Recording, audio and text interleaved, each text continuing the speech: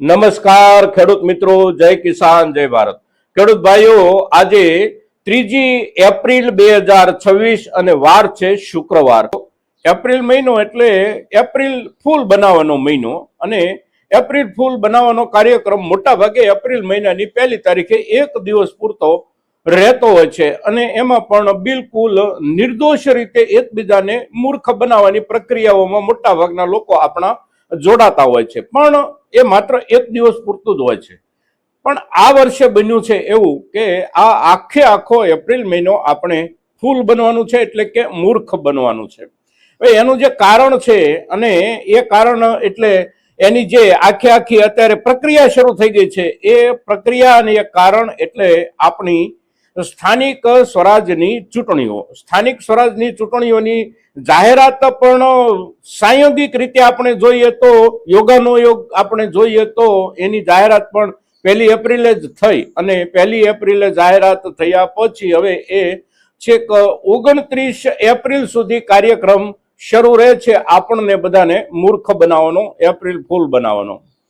હવે આપણા ગુજરાતમાં સૌથી મોટી રાજકીય પાર્ટી એટલે કે સૌથી મોટો ડુંગર જે છે એ છે ભારતીય જનતા પાર્ટી. પછી એનાથી થોડો નીચો ડુંગર રહી ગયો છે, અથવા તો નીચો થઈ ગયો છે એવો ડુંગર એટલે Congress party, Indian National Congress. અને એક નાનકડી ડુંગરડી જે છે એ ડુંગરડી એટલે આમ આદમી પાર્ટી, એએપી. હવે આપણે એએપી ને થોડી વાર માટે બાજુ પર મૂકીએ તો કોંગ્રેસ અને ભાજપ આ બંને પક્ષોમાંથી તાલુકા પંચાયતની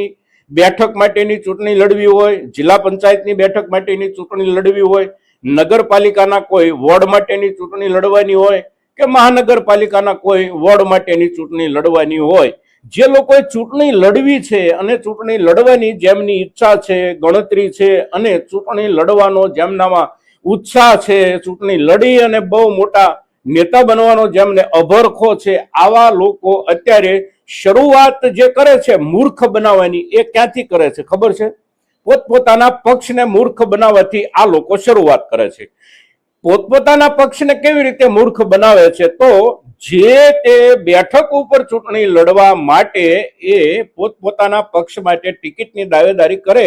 ત્યારે પોતાના પક્ષની સામે પોતાના ચરિત્રને, પોતાના વ્યક્તિત્વને, પોતાની નેતાગીરીને, પોતાની કાર્યક્ષમતાને, પોતાની કાર્યશૈલીને અને પોતાની આખી અત્યાર સુધીની જે કાંઈ કારકિર્દીઓ હોય જાહેર જીવનની, આ કારકિર્દીઓના મુદ્દાને લઈને પોતાના પક્ષને મૂર્ખ બનાવવાની શરૂઆત એ એવી રીતે કરે કે આ જે તે બેઠક માટે આપણા પક્ષ તરફથી ઉમેદવાર તરીકે સૌથી લાયક માણસ કોઈ પણ હોય પક્ષ પાસે, પાર્ટી પાસે, સંગઠન પાસે, તો એ લાયક વ્યક્તિ હું છું, અને એવું પાર્ટીને ગળે ઉતારવા માટે તમામ પ્રકારના કિમિયાઓ અત્યારે અજમાવવાનું શરૂ થઈ ગયું છે. અને જે લોકો ચૂંટણી લડવા માંગે છે પોતપોતાના પક્ષના નિશાન ઉપર, આ લોકોને આપણે જોઈએ તો 1લી તારીખ પછી એકદમ જે દોડાદોડી શરૂ થઈ છે, મોટા ભાગના કાર્યકર્તાઓ, મોટા ભાગના નેતાઓ હાથમાં ચપ્પલ લઈ અને દોડી રહ્યા છે, અને રાત્રે 2 વાગ્યે પણ કોઈ ઈચ્છુક ઉમેદવારને તમે ફોન કરી અને એવું કહો કે તારી ટિકિટ માટે ફલાણા ભાઈનો સંપર્ક કર, તારી ટિકિટ ફાઇનલ થઈ જશે, તો રાતે 2 વાગે ઊભો થાય, અને 2 વાગે ઊભો થઈ અને ફલાણા ભાઈ કે ઢીકડા ભાઈનો સંપર્ક કરે અને એની પોતાની આખી કર્મકુંડળી એની સામે રજૂ કરે, અને છેલ્લે 2 હાથ જોડીને વિનંતી કરે કે થાય તો આપણી ભલામણ કરજો હો. એટલે શરૂઆત થાય પોતાની પાર્ટીને મૂર્ખ બનાવવાની. પોતાની પાર્ટીને મૂર્ખ બનાવવાની પ્રક્રિયા શરૂ થઈ ગઈ 1લી તારીખથી. પછી પાર્ટી પોતે મૂર્ખ બનવા માટે એક સરસ મજાનું આયોજન કરે, અને એ સરસ મજાનું આયોજન એટલે પોતપોતાની પાર્ટીના જે કાંઈ કાર્યકર્તાઓ હોય, જે કાંઈ નેતાઓ હોય, આ બધાની સેન્સ લેવાનું, એટલે કે બધાનો અભિપ્રાય લેવાનું કે ક્યાંથી કોને લડાવાય અને કોણ જીતે, કોની કેવી ગુડવિલ છે. એટલે આ સેન્સ લેવાનો કાર્યક્રમ ચાલે. એટલે પાર્ટી સેન્સના નામે પોતાના બાકીના કાર્યકર્તાઓને મૂર્ખ બનાવવાનો પ્રયાસ શરૂ કરે, એપ્રિલ ફૂલ બનાવવાનું શરૂ કરે. પછી એ બધા એપ્રિલ ફૂલ બનાવવા વાળા જે કોઈ હોય એકબીજાને, એ એપ્રિલ ફૂલ અંદરો અંદર સંપૂર્ણપણે બની જાય એટલે કે ઉમેદવારો ફાઇનલ થઈ જાય, એ ફાઇનલ થઈ ગયેલા ઉમેદવારોના ફોર્મ ભરાઈ જાય યોગ્ય નમૂનામાં અને યોગ્ય તારીખોમાં, એ પછી એ આખી એકબીજાને મૂર્ખ બનાવી ચૂકેલી ટોળી આપણી નાગરિકોની સામે આવે અને પછી આપણને નાગરિકોને એપ્રિલ ફૂલ બનાવવાનો કાર્યક્રમ શરૂ થાય કે અમારી પાર્ટી તમને આવું કરી આપશે, અમારા આ ઉમેદવાર તમને આવું કરી આપશે, તમારું આટલું જે કાંઈ બાકી રહી ગયું છે એ તમારું આ સમયે આવી રીતે અને આટલા સમયગાળા સુધીમાં તમને પૂરું કરી આપવામાં આવશે. હવે આ જે ત્રણ પક્ષો છે એ ત્રણ પક્ષોમાં પણ અત્યારે જે ઘાટ છે એ એવો છે કે મોટા ભાગના માગણીદારો જે હોય એ પૈકીના કેટલાક માગણીદારો એવા હોય કે તમે ટિકિટ નહીં આપો તો ઓલા પક્ષવાળા મને આપવાના છો. હવે જે જગ્યાએ પ્રોબ્લેમ થવાનો હોય જે તે પાર્ટીને કે આ ભાઈને સામેવાળી પાર્ટી ટિકિટ આપી દે એમ હોય અને એ ભાઈને ટિકિટ આપી દે તો એ ભાઈ થોડા ઘણા મત તોડી અને જે તે પાર્ટીના મુખ્ય ઉમેદવારને કે જે તે પાર્ટીના સ્થાપિત ઉમેદવારને જે તે પાર્ટીના માન્ય ઉમેદવારને હરાવી દઈ શકે એવા સંજોગો હોય તો પાર્ટીનું નાક તરત ત્યાં દબાય અને એ દબાતા નાકના આધારે પાર્ટી એ કાર્યકર્તાને ટિકિટ આપી પણ દે. પણ કેટલીક વખત એવું બને કે કોઈ નાક દબાવનાર કાર્યકર્તા હોય એને જતો પણ કરી દે. હવે એને જતો કરે એટલે એ બીજી દુકાને જાય, બીજી દુકાને જાય અને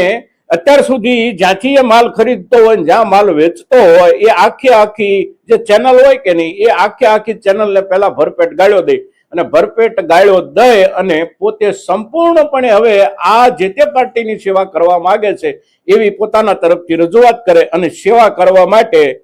પાર્ટી પાસેથી ટિકિટ માંગે. એટલે નવો આવેલો જે માણસ હોય એ પાછો જે તે પાર્ટીની પાસે જ્યારે જાય ત્યારે એ પાર્ટી એમ ધ્યાનથી સાંભળ્યા પછી એના ઉપર વિચાર કરે. પાર્ટીને એમ લાગે કે આનાથી એપ્રિલ ફૂલ બની શકાય, વાંધો નથી બનવામાં, તો પાર્ટી પાછી એનાથી એપ્રિલ ફૂલ બની અને એને પોતાની ટિકિટ આપી દે. હવે આપણા ગુજરાતમાં શું થશે? આપણા ગુજરાતમાં એવું થશે કે સૌથી પહેલા મોટા ભાગના જે કોઈ ભાજપના કાર્યકર્તાઓ છે એ ભાજપ પાસે ટિકિટ માંગવાનો પ્રયાસ કરશે, ભાજપ પાસે ટિકિટ માંગશે અને ભાજપ જેને ટિકિટ આપશે આ લોકો તો આનંદથી ચૂંટણી લડશે અને એમાંથી મોટા ભાગના ચૂંટાઈ પણ જશે. કારણ કે એ બહુ વિસ્તૃત રૂપમાં અત્યારે કામ કરતો પક્ષ થઈ ગયો છે અને તમામ પ્રકારના હથગંડાઓ પણ એ અજમાવી શકે એવી એની પાસે તાકાત છે. એટલે નહીં જીતતા ઉમેદવારો હોય એને પણ એ જીતાડી શકે, મતમાં ખરેખર હારી ગયેલા હોય તો એમને ગણતરીમાં પણ એ જીતાડી શકે એવી એની પાસે અત્યારે તાકાત છે. એટલે બધા આ તરફ જઈ રહ્યા છે કે અહીંથી લડવું છે પણ ત્યાંથી જેનો વારો ન આવ્યો એ બીજા પક્ષો તરફ દોડે. હવે બીજા પક્ષો તરફ દોડે એટલે કોંગ્રેસ તરફ જાય તો કોંગ્રેસ પાસે પણ જૂના કાર્યકર્તાઓનો જમેલો હોય, લાંબા સમયથી કામ કરતા કાર્યકરોનો જમેલો હોય, એટલે ત્યાં કેટલાકનો મેળ પડે કેટલાકનો ન પડે. હવે આ બેમાંથી એક જગ્યાએ જેનો મેળ નહીં પડે આવા જેટલા ઉમેદવારો હશે, આવા જેટલા ઈચ્છુકો હશે, આ બધાને આમ આદમી પાર્ટી પકડી લેશે અને એ બધાને પકડી અને આમ આદમી પાર્ટી પાછી આપણને બાકીની બંને પાર્ટીઓ જે છે કે નહીં એની જ થિયરી ઉપર અને એ જ મેથડથી આપણને એપ્રિલ ફૂલ બનાવશે એપ્રિલ મહિનાની 29 તારીખ સુધી. એટલે આ આખો એપ્રિલ મહિનો શરૂઆત થઈ ગઈ છે. 1 તારીખથી એપ્રિલ ફૂલ બનાવવાની કાર્યકર્તાઓ અને ચૂંટણીની ટિકિટના ઈચ્છુકો અત્યારે પોતાની પાર્ટીને એપ્રિલ ફૂલ બનાવી રહ્યા છે અને પછી પાર્ટી અને જે તે ઉમેદવારો મળી અને આપણને એપ્રિલ ફૂલ બનાવશે અને આપણે એપ્રિલ ફૂલ બન્યા પછી આ ચૂંટણીનો જ્યારે કાર્યક્રમ પૂરો થઈ જાય ત્યારે અબીલ ગુલાલના વરઘોડામાં આપણા એપ્રિલ ફૂલ બન્યાનો મહોત્સવ, આપણા એપ્રિલ ફૂલ બન્યાનો ઉત્સવ આનંદથી ઢોલ નગારા સાથે ઉજવીશું. કારણ કે આ પર્વ તો આખરે લોકશાહીનું પર્વ છે મિત્રો.